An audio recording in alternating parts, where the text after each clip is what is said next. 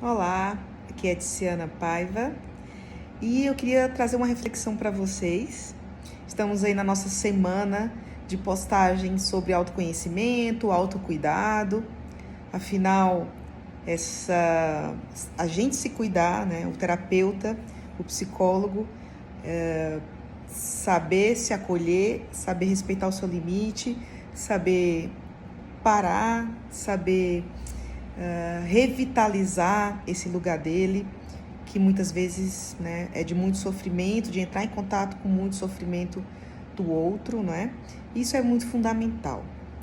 E eu queria compartilhar com vocês algumas lições que os psicólogos que atuam em desastres podem nos dar, né? Vejam, o que é estar num desastre?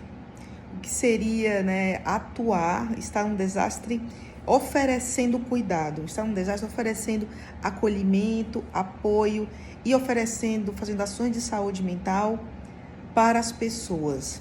Isso coloca o profissional, não é, numa situação também de vulnerabilidade. Afinal, ele está vivenciando, não é, junto com as vítimas, junto com as pessoas ali,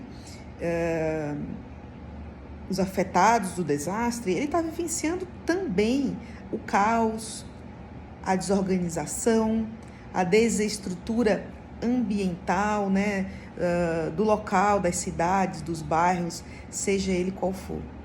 E ele vivencia ainda, né, um contato muito próximo com demandas de morte, pessoas enlutadas, né, muitas vezes corpos desaparecidos. E essa proximidade com a morte também nos coloca né, é algo que se soma para esse lugar de vulnerabilidade, esse lugar de estarmos de fato expostos ao risco, expostos ao próprio desastre.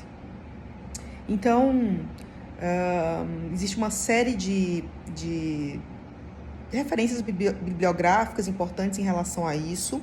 E eu gostaria de trazer uma que eu acho que é muito especial, que é a experiência dos psicólogos que estiveram no furacão Katrina, lá em New Orleans, né, lá nos Estados Unidos, aquele grande furacão que, se eu não me engano, 2005, né, quem me conhece sabe que eu sou ruim de data, mas vejam aí qual é a data real, tá? E o que é importante desse desastre? Esse desastre é importante pois depois daquela ocorrência, depois que muitas equipes de saúde mental foram até lá oferecer cuidado para aquelas pessoas, muita produção científica foi realizada. Então, é um desastre que nós temos muitos estudos científicos, tá? Por isso que ele se torna tão fundamental, né, na área. E existe eu tomei contato com isso no meu doutorado, uma série de artigos, né, que foram publicados em uma revista, em um número especial de uma revista. Eu vou colocar as referências para vocês aqui. E nessa revista tinham, se eu não me engano, 13 artigos de psicólogos que estiveram atuando, né, no furacão Katrina. Então, é uma preciosidade esse material, tá? Eu posso compartilhar com vocês também. Então, nesses textos, qual era a ideia? Era eles explicitarem quais foram as ações que eles tiveram, né, de cuidado e saúde mental naquele contexto, quais foram os desafios, né, que lições foram aprendidas e etc. E um dos pontos bem importantes, aí estamos chegando para falar a respeito do autocuidado, tá? Um dos pontos bem importantes é a parte onde, nesses relatos desses psicólogos, eles falavam das dificuldades, falavam quanto era difícil oferecer cuidado, né, naquele ambiente que estava desestruturado, em meio a tanta dor, né? E aí eles colocam sobre o que eles faziam, então, né, para dar conta daquilo. O que eles faziam para, de fato, conseguirem, né, exercer atividades que eles estavam pretendendo, né?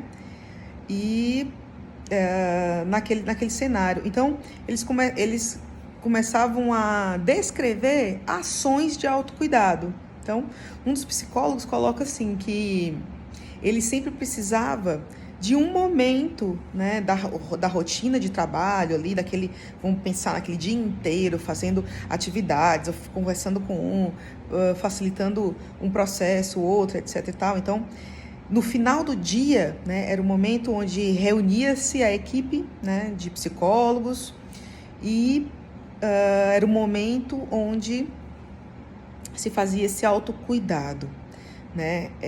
E um deles coloca que a forma como ele conseguia, vamos dizer assim, revitalizar esse lugar dele aí, era contando piadas, né? Então era a partir do humor, né? Era a partir do humor que ele conseguia, né, entre os colegas, obviamente, não era o humor fazendo, né, a sua atividade, era o humor no pós, né, vamos dizer, à noite, antes de dormir, descansar. O contar piadas, o ter humor, era algo que, de alguma forma, era uma ação, né, de autocuidado, tá? E alguns outros nos trazem algumas dicas também, então, a respeito de esperar o inesperado. Então, saber que foi uma lição aprendida no Katrina muito importante. Saber que aquele desastre, né, aquela atividade do dia que ele ia exercer, o desastre os tiraria de qualquer planejamento mais rígido que eles tivessem. Então, esperar o inesperado, então era um lema que eles carregavam e era algo que os ajudava a estar no desastre de forma mais flexível, de forma mais aberta ao que fosse acontecer, aberto ao contexto, aberto à própria dinâmica daquela situação. Então, fica a reflexão, né? Sabemos ser flexíveis no nosso dia a dia, na nossa prática. Como podemos exercer essa flexibilidade, né? Como podemos praticar isso de sermos mais flexíveis, de sermos mais abertos ao que acontecer, sem tanta rigidez. O planejamento é importantíssimo agora, um planejamento flexível, planejamento que acolha o inesperado, porque a vida é inesperada, a vida não pede licença, não é mesmo? E o outro ponto é, precisamos de humor no nosso dia a dia, precisamos essa ideia de trazer mais leveza